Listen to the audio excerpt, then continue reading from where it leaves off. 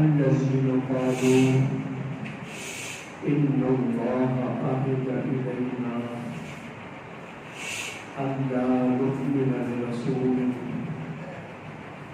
حتى يأتينا بقربان تأكله النار قل قد جاءكم رسل من قبلي بالبينات وبالذي قلتم فلم قتلتموهم إن كنتم صادقين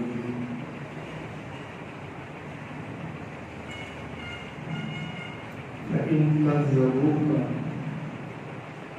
فقد كذب رسل من قبلك جاءوا بالبينات والزبور والكتاب المبين صدق الله العظيم إن الله وملائكته يصلون على النبي يا أيها الذين آمنوا صلوا عليه وسلموا تسليما اللهم صل على سيدنا ومولانا محمد وعلى آل سيدنا ومولانا محمد وبارك وسلم عليه تمام احباب الکریم الصلاۃ والسلام علیک یا سیدی یا رسول اللہ وعلى آلك وأصحابك يا سيدي يا حبيب الله الصلاة والسلام عليك يا سيدي يا نبي الله وعلى آلك وأصحابك يا سيدي يا نور الله الصلاة والسلام عليك يا سيدي يا شفيع المذنبين وعلى آلك وأصحابك يا سيدي يا رحمة للعالمين سورہ آل عمران آیت نمبر 183 گزشتہ آیت میں ایک یہودی کا واقعہ بیان ہوا جس کا نام فنحاس تھا، جس نے اللہ کی توہین کی اور حضرت ابوبکر صدیق رضی اللہ تعالی عنہ نے اس کے توہین آمیز جملے سن کے اسے تھپڑ مارا۔ اس واقعے کا گواہ ایک اور یہودی بھی تھا، اشیاء نام کا، لیکن وہ گواہی کے لیے پیش نہ ہوا تو نبی علیہ الصلوۃ والسلام پر اللہ رب العزت نے یہ آیات نازل فرمائی۔ اس پس منظر میں یہ آیت بھی نازل ہوئی، الذین قالوا ان اللہ عہد الینا،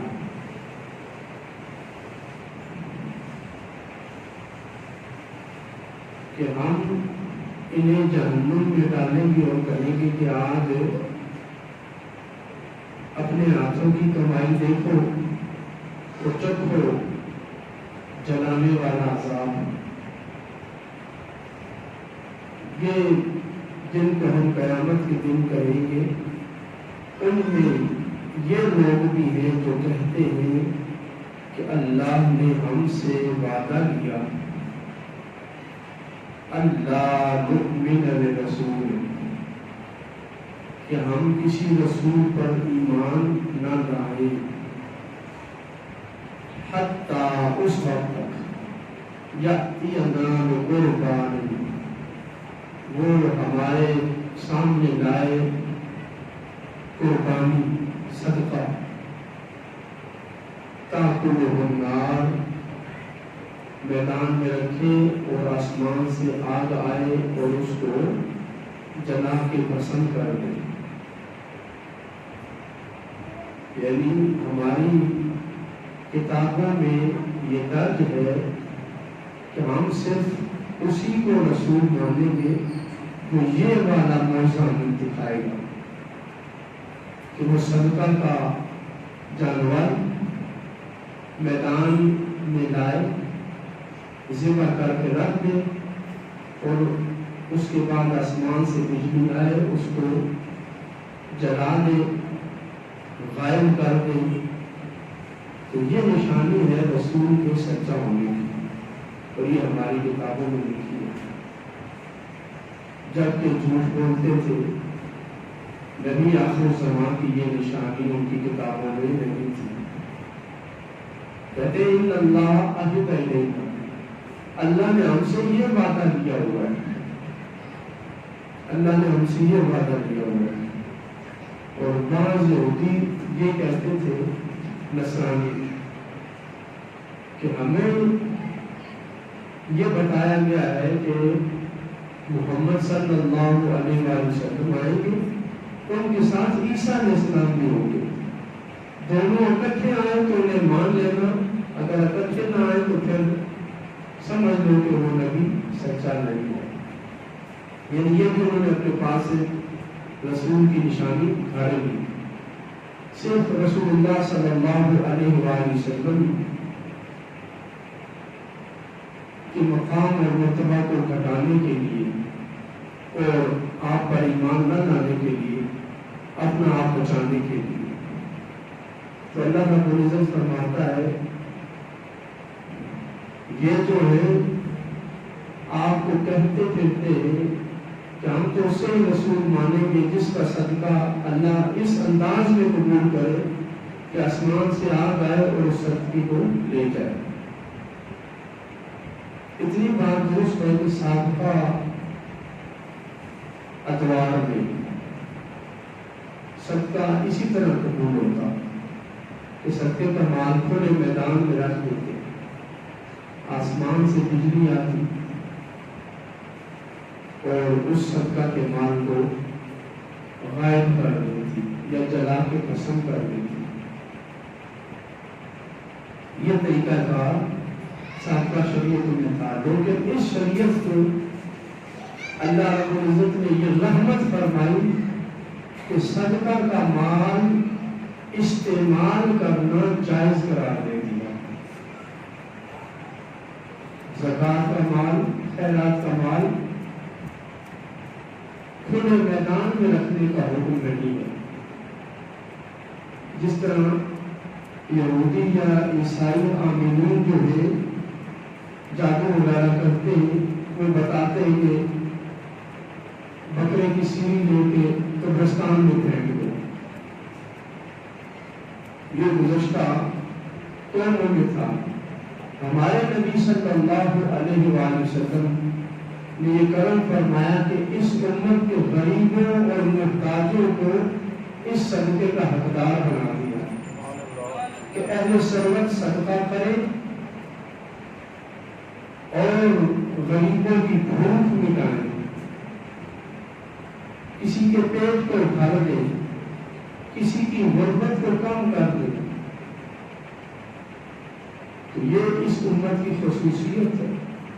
اگر کوئی عامل یہ کہے بھی کہ کالے بکرے کی سینگ لے کر قبرستان میں پھینک دو، تو ایسا نہیں کرنا، بلکہ کسی غریب کو صدقہ کر دو، وہی سینگ لے کر صاف کروا کے کسی غریب کو دے دو، وہ پکا کے کھا دے۔ نبی علیہ الصلوۃ والسلام کی شریعت مطہرہ نے اس سابقہ عمل کو منسوخ کر دیا۔ اب صدقہ، خیرات، زکوٰۃ یہ غریبوں کا، محتاجوں کا حصہ ہے۔ قرآن کریم نے کہا وفی اموالہم حق للسائل والمحروم، کہ تمہارے مال میں سائلین کا، مانگنے والوں کا اور محتاجوں کا حصہ ہے۔ تو اسی بات پر یہود و نصارہ عرض ہے کہ ہمیں یہ معجزہ دکھایا گیا۔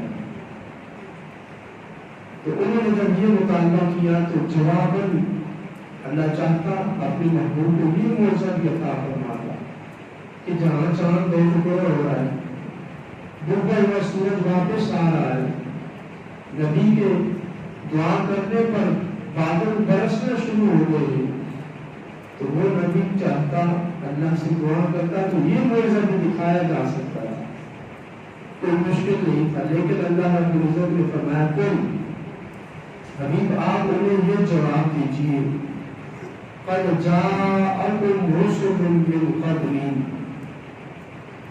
اس سے پہلے تمہارے پاس میرے رسول آئے تھے بالبینات، معجزات لے کر، وبالذی کنتم، اور یہ نشانی بھی لے کر جو تم مانگ رہے ہو، جو نشانی تم طلب کر رہے ہو، جس معجزے کی تم بات کر رہے ہو، یہ معجزہ پہلے رسولوں نے تمہیں دکھایا تھا، فَلِمَ قَتَلْتُمُوهُمْ، تو پھر چاہیے تو یہ تھا کہ تم مان لیتے، لیکن تم نے مانا نہیں، ان نبیوں اور رسولوں کو قتل کر دیا۔ فَلِمَ قَتَلْتُمُوهُمْ، تم نے ان رسولوں کو قتل کیوں کیا؟ ان کنتم صادقین، اگر تم سچے ہو۔ یعنی یہودیت اور نصرانیت یہ ہے کہ اپنے مفاد کی خاطر، اپنے لالچ کی خاطر بڑی سی بڑی اللہ کی نشانی، اللہ کی طرف سے پیش آنے والے معجزے کو، نبی کے معجزے کو رد کر دیا جائے، اپنے مفاد کو بچانے کے لیے، اپنے فائدے کو بچانے کے لیے، اپنے تحفظ کے لیے یہودیوں نے یہ کیا۔ اور پھر ہوا کیا یہودیوں اور نصارہ کے ساتھ کہ پہلے صدقہ کرتے، آسمان سے بجلی آتی، صدقہ غائب ہو جاتا، وہ سمجھ جاتے ہمارا صدقہ اللہ نے قبول کر لیا ہے۔ پھر ان کی نافرمانیوں کا بدلہ یہ ہوا کہ وہ صدقہ کرتے تھے، میدان میں رکھ دیتے تھے، لیکن اللہ قبول نہیں فرماتا تھا، آسمان سے بجلی نہ آتی، آگ نہ برستی، آگ کا شعلہ نہ آتا، وہ صدقے کا مال پڑا رہتا، وہ کئی دن تک انتظار میں رہتے، آخر وہ خائب خاسر ہوتے، پریشان ہوتے۔ تو اس خطرے کے پیش نظر کہ ہم صدقہ کریں گے اللہ قبول نہیں فرمائے گا، تو انہوں نے صدقہ کرنا ہی چھوڑ دیا۔ صدقہ اس طرح کرنے کا رواج جو تھا، معمول تھا، ان میں ختم ہو گیا۔ آج بھی وہاں کے بھی معمول ہے کہ یہودوں میں سارا صدقہ نہیں کرتے بلکہ مال جمع کرتے ہیں، اسے گنتے ہیں، اس کی تعداد بڑھاتے رہتے ہیں۔ مال کو جمع کرنا اور محض گنتی کو بڑھاتے رہنا، بڑھاتے چلے جانا، یہ یہودوں میں سارا کام ہے۔ جبکہ نبی علیہ السلام کا میں کیا تھا، کان لا یکفر لغد شیئا، کہ نبی علیہ السلام کل کے لیے کچھ بھی بچا کے نہ رکھا کرتے تھے، جو کچھ ہوتا شام سے پہلے صدقہ کر دیا کرتے تھے، جو کچھ آتا شام سے پہلے صدقہ ہو جاتا تھا۔ نبی علیہ السلام غریبوں میں، محتاجوں میں تقسیم فرما دیتے، بانٹ دیتے تھے، اور یہ بھی نہیں کرتے تھے کہ غریبوں کو، محتاجوں کو جہاں دے رہے ہیں تو وہیں پر اپنے کو حضور علیہ السلام نواز دیتے، اپنے گھر والوں کو ہی دے دیتے، بلکہ ایسا نہیں کرتے تھے، اپنے گھر والوں کو چھوڑ کر باہر والوں کو اپنے صحابہ میں تقسیم فرما دیتے تھے۔ ایک موقع پر جب مال آیا، حضرت سیدہ فاطمہ زہرا رضی اللہ تعالی عنہا سے حضرت علی نے کہا، اے فاطمہ تم جاؤ اور اپنے بابا سے طلب کرو۔ حضرت سیدہ تشریف لے گئی اور اسی طرح واپس آ گئی۔ حضرت علی نے پوچھا، تو کہنے لگی میری تو ہمت نہ ہو کہ میں ان سے مانگتی۔ حضرت علی رضی اللہ تعالیٰ عنہ خود تشریف لے گئی اور عرض کرنے لگی، یا رسول اللہ صلی اللہ علیہ وسلم، اپنی نفس جگر کے لیے بھی کچھ عطا فرمائیے، ایک غلام بھی دے دیجیے کہ وہ ہمارے کام آئے گا،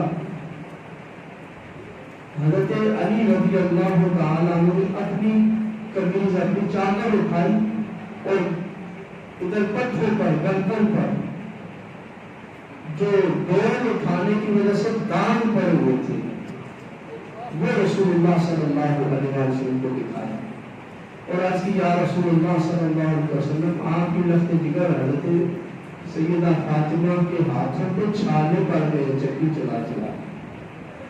تو ایک غلام ہمیں آزاد جو آپ ہمارے غریبوں میں تقسیم ہو رہا ہے ایک غلام ہمیں بھی عطا فرمائیں گے.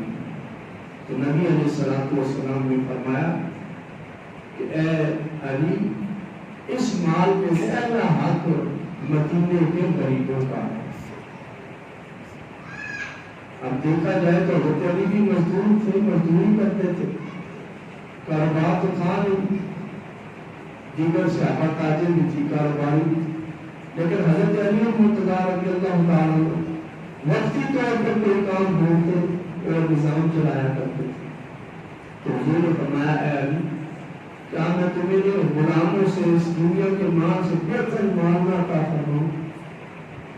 تو آقا کریم علیہ الصلوۃ والسلام نے پھر وظیفہ عطا فرمایا کہ یہ وظیفہ پڑھا کرو. تو اسلام مال کو جمع کرنے کا حکم نہیں دیتا. نبی علیہ الصلوۃ والسلام کی سنت یہ ہے کہ مال جمع کر کے نہ رکھا جائے, اور جب مال کی تقسیم کا معاملہ ہے شریعت کا حکم ہے صدقہ ہے تمہارے پاس تو صدقہ تقسیم کرنا پہلے اپنے گھر والوں میں کرو, جو اپنے قریبی ہیں رشتے دار ہیں پہلے انہیں صدقہ دو تاکہ تمہارے گھر والے تمہارے خاندان والے پارے کو بال ہو ان کا پیٹ بھرے.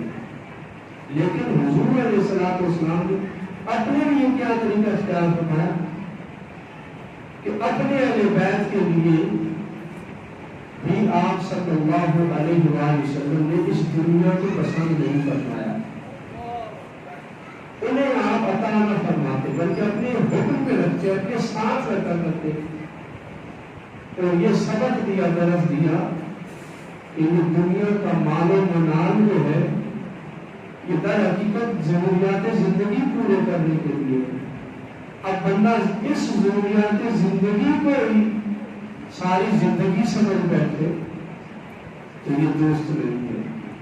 حضور علیہ الصلوۃ والسلام کو بھی صدقہ فرما دیتے, اپنے اہل بیت کو بھی عطا نہ فرماتے, ان کو بھی ورد عطا فرمایا کہ ہر نماز کے بعد 33 بار سبحان اللہ الحمدللہ اللہ اکبر پڑھو. یعنی ضروریات زندگی مال دنیا کی بجائے ان کی توجہ اللہ کی طرف کرتی ہے کہ تم اپنی ضرورتوں میں صرف اللہ کی طرف دیکھو.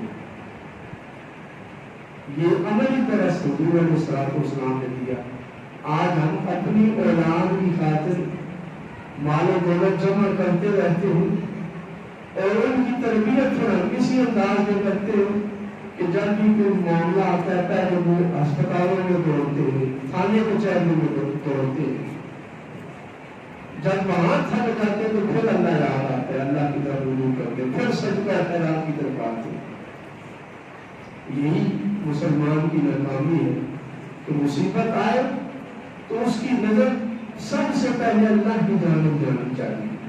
سب سے پہلے وہ یہی کہیں انا للہ و انا الیہ راجعون کہ ہم تو اللہ کے ہیں اور اللہ کی طرف لوٹ کر جانا ہے. یہ وقتی نقصان ہمارا کیا بگاڑ سکتا ہے. تو بہرحال نبی علیہ الصلوۃ والسلام بچا کر نہ رکھتے تھے اور یہود و نصارہ کی یہ عادت بن گئی تھی کہ وہ مال و دولت جمع کر کے رکھتے تھے اپنی معیشت کی مضبوطی کے لیے. انہوں نے اقدام اٹھائے تو اللہ رب العزت نے انہیں فرمایا کہ جب نبی پہلے تمہارے پاس آئے تم نے نبیوں کو قتل کر دیا, تو یہ بتاؤ تم نے نبیوں کو کیوں قتل کیا. اور اگلی آیت میں اللہ رب العزت سے بتا فَإِن كَذَّبُوكَ اے حبیب اگر یہ آپ کو نہیں مانتے فَقَدْ كُذِّبَ رُسُلٌ مِّن قَبْلِكَ تو اس سے پہلے بھی بہت سے رسول گزرے ہیں جن کو نہیں مانا گیا. اور وہ رسول جاء بالبینات روشن نشانیاں لے کر آئے، والزبر اور صحیفے لے کر آئے، والکتاب المنیر اور کھلی کتابیں لے کے آئے، لیکن یہ نہیں مانے۔ نبیوں کے صحیفے بھی انہوں نے دیکھے، نبیوں کے پاس لکھی ہوئی کتابیں بھی براہ راست اللہ نے نازل فرمائی، انہیں لکھنی بھی نہیں پڑی، لکھی لکھائی ہوئی اللہ کی طرف سے آئی، لیکن پھر بھی انہوں نے انکار کر دیا۔ یعنی حق کی آواز سن کر ماننے کی بجائے حق کی آواز کو دبانا، یہ دراصل یہودیت اور نصرانیت ہے کہ نبیوں کو قتل کر دیا۔ قتل ہونا راہ حق میں یہ نبیوں کی سنت ہے، راہ خدا میں دین کے لیے قتل ہو جانا اور باطل اور ظالم کے ساتھ کمپرومائز نہ کرنا، باطل کے ساتھ صلح نہ کرنا، یہ نبیوں کی سنت ہے، نبیوں کا طریقہ ہے۔ قربان جائیے حضرت امام علی مقام امام حسین رضی اللہ تعالیٰ عنہ کا کہ جو طریقہ انبیاء کا تھا، حضرت سیدنا امام حسین رضی اللہ تعالیٰ عنہ نے اس راستے کو اختیار کیا، جو راستہ اللہ کی بارگاہ تک لے جاتا ہے۔ اللہ کی بارگاہ تک لے جانے کے مختلف راستے ہیں، اور سب سے مشکل راستہ راہ خدا میں قتل ہونے کا ہے، راہ خدا میں جان دینے کا راستہ۔ ہم تو اپنے علاقے کا کوئی بدماش ناظم ہو، اس کے سامنے بات کرنے کی ہمت نہیں رکھتے۔ انبیاء کرام کو اللہ یہ حوصلہ عطا فرماتا ہے کہ وہ دنیا کے سب سے بڑے ظالم اور جابر کے سامنے بھی کھڑے ہو جاتے ہیں اور کلمہ حق سے دریغ نہیں کرتے۔ امام حسین رضی اللہ تعالیٰ عنہ کی ضرورت دیکھی کہ تنہا تنہا آپ مدینہ منورہ سے تشریف لے گئے، کربلا پہنچے، 72 تھے، اور وہاں پر جو معاملہ ہوا اللہ رب العزت کی اس دھرتی پر دنیا نے دیکھا کہ تنہا حضرت امام حسین وہاں پر ڈٹ گئے۔ ایک حضرت امام حسین تھے، آپ کے چند نثار تھے، جن کی گنتی بھی بمشکل حد ماری جائے تو 72 تک پہنچتی ہے۔ کچھ غلام تھے، کچھ ساتھ راستے میں شہید ہو گئے، 72 افراد کا یہ قافلہ تھا، اور باقی تقریباً ساری سلطنت جو تھی وہ یزید کی بیعت کر چکی تھی، کیونکہ یزید کا معاملہ اس وقت تک پردے میں تھا۔ چند خاص لوگوں کو پتا تھا کہ یزید کس کیٹیگری کا بنتا ہے، کس فطرت کا ہے، کس کردار کا ہے۔ جب واقعہ کربلا ہوا، حضرت امام حسین شہید ہوئے، اس کے بعد اہل مدینہ نے سب سے پہلے یزید کی بیعت توڑ دی، یزید کی حکومت ماننے سے انکار کر دیا۔ یہ حضرت امام حسین رضی اللہ تعالی عنہ کے خون کا اثر تھا کہ آپ کا خون میدان کربلا میں گرا، اس ریتلی زمین پر گرا، لیکن اس کا فیض یہ جاری ہوا کہ سب سے پہلے اہل مدینہ نے یزید کی بیعت توڑ دی اور اس کا انکار کر دیا، اس کی حکومت کو ماننے سے انکار کر دیا۔ اب ہوا کہ یزید نے پھر پیغام بھیجا، اپنا لشکر بھیجا مسلم بن عقبہ کے ساتھ، اس کی سپہ سالاری میں کہ جاؤ لوگوں پہلے میری حکومت ماننے پر آمادہ کرو، اگر مان جائے تو فتح، وگرنہ 3 دن تک تمہیں اجازت ہے، جو چاہو مدینہ شہر میں تم کرو، جو چاہو تم کرو، تمہیں اجازت ہے۔ چاہیے تو یہ تھا کہ میدان کربلا میں اگر امام حسین رضی اللہ تعالی عنہ تو یزید نے حکمن شہید نہیں کروایا، چاہیے تو یہ تھا کہ پہلے حضرت امام حسین رضی اللہ تعالیٰ کے قاتلوں کو پکڑ رہا کہ کس نے نواسہ رسول پہ دسترازی کیا، انہیں پکڑ کے سامنے لایا۔ چاہیے تو یہ تھا کہ امام حسین رضی اللہ تعالیٰ عنہ کے خون کا بدلہ لیتا اور کہتا ہے میں نے تو قتل کا حکم نہیں دیا، تم نے کیوں قتل کیا؟ اس مقدمے کو اٹھانے کی بجائے یزید نے مدینہ منورہ پر چڑھائی کرنے کے لیے لشکر بھیج دیا۔ اس کا کیا مطلب ہے؟ صاف مطلب یہ ہے کہ حضرت امام حسین رضی اللہ تعالیٰ عنہ کو قتل کرنے کا حکم یزید نے خود دیا تھا، اور یزید چاہتا تھا کہ آپ کو شہید کیا جائے۔ یہ میرے مدے مقابل آ سکتے ہیں۔ حضرت امام حسین رضی اللہ تعالیٰ عنہ کے شہید ہونے کے بعد یزید کا رد عمل بتاتا ہے کہ حضرت امام حسین کا قاتل یزید ہی ہے۔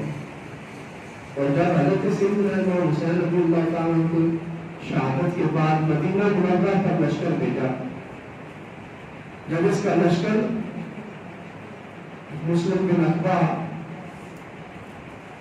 کی نگرانی میں مدینہ منورہ آیا، مدینہ میں شہر جہاں رسول اللہ صلی اللہ علیہ وآلہ وسلم جلوہ فرما ہے، جہاں آقا کریم علیہ السلام کے ساتھ ابو بکر عمر کا روزہ ہے، آپ کا مزار پر مسجد نبوی ہے۔ یزید نے کیا کیا؟ فَإِذَا ظَهُرْتَ عَلَيْهِمْ فَأَبْحِ الْمَدِينَةَ ثَلَاثًا۔ مسلم بن عقبہ نے کہا کہ اہل مدینہ نے بغاوت کی ہے، اگر وہ بغاوت چھوڑنے پر آمادہ نہیں ہوتے، میری حکومت نہیں مانتے، تو 3 دن تک تمہیں اجازت ہے، جو چاہو وہاں کے لوگوں کے ساتھ کرو، جب تمہیں مدینہ پر غلبہ حاصل ہو جائے۔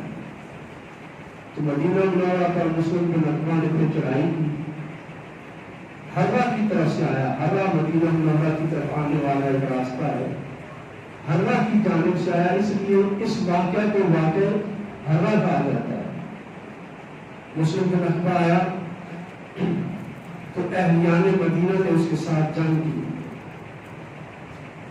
اور یزید کو ماننے سے انکار کر دیا۔ اہل مدینہ کو شکست ہوئی، وہ مدینہ منورہ شہر کے اندر آ گئے تو مسلم بن عقبہ نے اپنے لشکر میں اعلان کر دیا کہ 3 دن تک تمہیں اجازت ہے، جو چاہو کرو۔ جس طرح یزید نے مسلم بن عقبہ کو کہا تھا، حکم دیا تھا، اس کے مطابق مسلم بن عقبہ نے مدینہ منورہ کی حرمت کو پامال کر دیا۔ نبی علیہ الصلوۃ والسلام نے کیا فرمایا؟ من اخاف اہل المدینہ ظلم اخافہ اللہ تعالی، جس نے اہل مدینہ کو خوفزدہ کیا اللہ اسے خوفزدہ کرے گا۔ وعلیہ لعنۃ اللہ والملائکۃ والناس اجمعین، اہل مدینہ کو خوفزدہ کرنے والے پر اللہ کی لعنت، سارے فرشتوں کی لعنت اور سارے انسانوں کی لعنت۔ لا يقبل اللہ منہ یوم القیامۃ صرفا ولا عدلا، قیامت کے دن اللہ اس سے اس کی کوئی عبادت قبول نہیں کرے گا اور نہ ہی اس کا کوئی صدقہ قبول کرے گا، نہ اس کا کوئی سفارشی اور حمایتی ہوگا۔ تو اہل مدینہ کے بارے میں حضور نے یہ اسی لیے فرمایا تھا کہ حضور دیکھ رہے تھے کہ عنقریب میرے نواسے کی شہادت کے بعد اہل مدینہ کو خوفزدہ کیا جائے گا اور یہاں پر یہ معاملات ہوں گے۔ تو یزید کے لشکر نے کیا کیا؟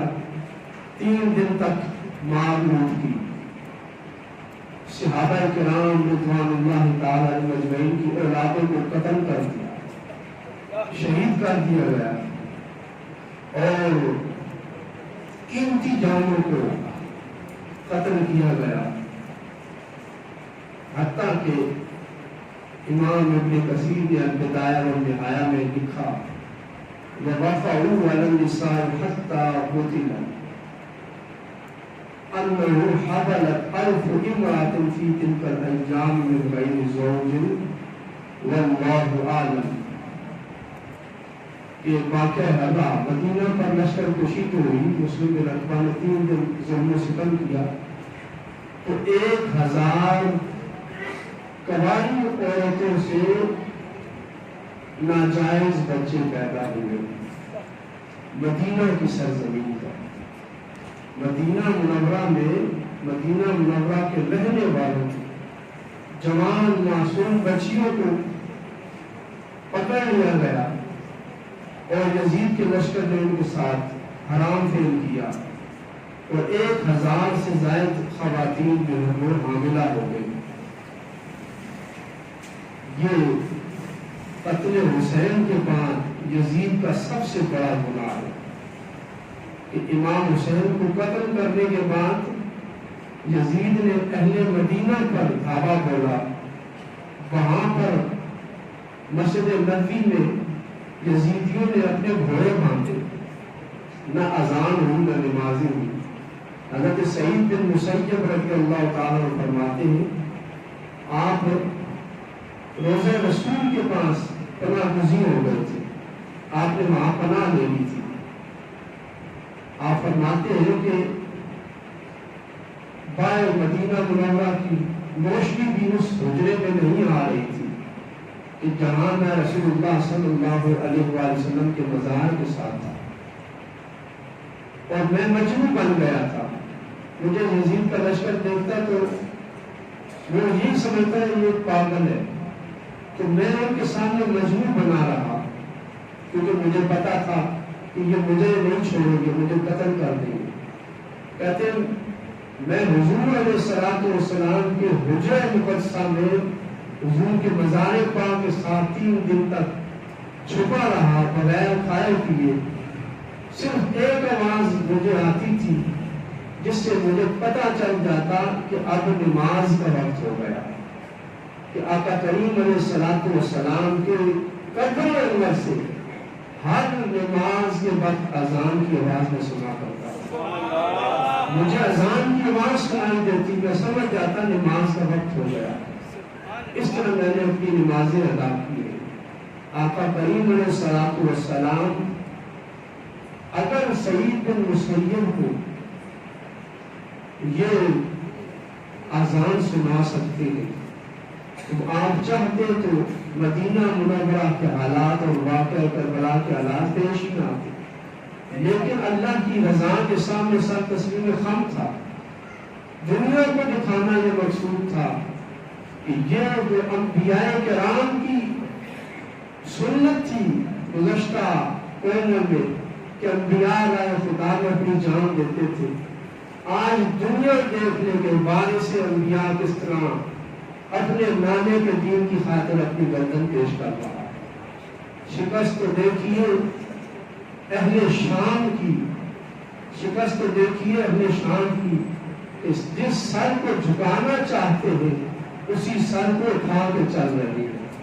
یہ امام حسین کی شکست نہیں بلکہ فتح ہے کہ جو اس سر کو جھکانا چاہتے تھے وہی نیزے پر بلند کر کے دنیا کو دکھاتے ہوئے جا رہے کہ یہ شہید امام حسین نبی کا نواسہ ہے. مالک کائنات ہمیں راہ حق میں حضرت امام حسین کی جو قربانی ہے اس کو سمجھنے کی توفیق عطا فرمائے اور وہ ہیبت عطا فرمائے. حضور نے فرمایا یہ میرا نواسہ حسن، اس کے لیے میرا حسن ہے، اور یہ میرا نواسہ حسین، اس کے لیے میری جرأت اور میری سخاوت ہے، اس کے لیے میرا غیب ہے. حضرت امام حسین رضی اللہ تعالیٰ عنہ کا یہ وہ بھی تھا کہ جس نے یزید کو بے چین کیے رکھا کہ جب تک امام حسین کا سر تن سے جدا نہیں دیکھا اسے سکون نہیں آیا. حالانکہ اس کی حکومت ہی قائم ہو چکی تھی، سب مان چکے تھے، لیکن اس کے باوجود وہ حضرت امام حسین سے ڈرتا تھا، خوف زدہ تھا. ہر حاکم اور جو جابر حکمران ہوتا ہے اسے حق کی آواز بلند کرنے والوں سے خوف رہتا ہے، اور یہ خوف اللہ رب العزت تعریف فرماتا ہے ہر دور میں حق کی شمع روشن رہی ہے کہ جب سے یہ دنیا بنی حق اور باطل کا مادہ برپا ہے قیامت تک رہے گا۔ فرق صرف اتنا ہے کہ پہلے حق کی علامت نبی ہوا کرتے تھے، اب قیامت تک حضور کے بعد حق کی علامت امام حسین ہے۔ حق کی آواز امام حسین کا نام ہے کہ امام حسین نے وقت کے بادشاہ، اور اس وقت یزید جو تھا اس کو تسلط بھی حاصل تھا اور مسلمان حکمران تھا، کہلاتا مسلمان تھا لیکن اندر سے مسلمان تھا نہیں، مظاہر نبھاتا ہوا تھا کہ میں مسلمان ہوں۔ تو اس کی منافقت کس بات سے آیا ہوئی کہ میری حکومت کے لیے خطرہ حسین ہے، کہ میں جو منمانیاں کر رہا ہوں یہ حضرت امام حسین رضی اللہ تعالیٰ عنہ نے اگر آواز بلند کر دی تو دنیا ان کے ساتھ کھڑی ہو جائے گی۔ اسی لیے امام ابن حجر فرماتے ہیں کہ یزید کی طرفداری اور حمایت کرنے والا ایمان سے محروم ہو جاتا ہے کہ یزید کے کردار میں ایسی علامتیں تھیں جو کفر کی نشانیاں ہیں۔ یزید کفر کا کردار رکھتا تھا، اسی لیے حضرت امام حسین اس کے خلاف اٹھ کھڑے ہوئے، اور پھر اس کا نتیجہ یہ ہوا کہ امام حسین کے بعد اہل مدینہ اٹھ کھڑے ہوئے، اہل مدینہ کے بعد اہل مکہ نے یزید کی حکومت ماننے سے انکار کیا۔ یہ یزید کا تیسرا گناہ حرام اور کفر تھا کہ مکہ پر بھی اس نے حملہ کیا۔ مالک کائنات ہمیں حق کی خاطر کھڑے ہونے کی توفیق عطا فرمائے کہ اہل مدینہ نے پھر یہ نہیں دیکھا کہ ہم نے تو مدینہ کی ریاست بچانی ہے، ہم نے مکہ کا شہر بچانا ہے۔ جب حاکم جابر اور فاسق کو شریعت پر عمل نہ کرتا ہو تو پھر اہلیان مدینہ نے ریاست مدینہ اور شہر مدینہ کو بھی داؤ پہ لگا دیا۔ اہلیان مکہ نے پھر مکہ سے کھڑے ہو کے آواز بلند کی۔ وہی مدینہ جسے امام حسین چھوڑ کر، وہی مکہ جسے امام حسین چھوڑ کر کربلا گئے تھے، دنیا کو یہ امنی پیغام دے گئے تھے کہ کوئی شہر یہ ذات مقصود نہیں ہے، بلکہ مقصود کیا ہے؟ حق ہے، شریعت ہے، دین ہے۔ دین قائم ہے تو سب کچھ قائم ہے، دین نہیں ہے تو پھر کچھ بھی نہیں ہے۔ مالک کائنات ہمیں حق کی خاطر کھڑے ہونے کی توفیق عطا فرمائے اور شریعت کا بول بالا کرنے کی توفیق عطا فرمائے۔ وآخر دعوانا الحمدللہ رب العالمین۔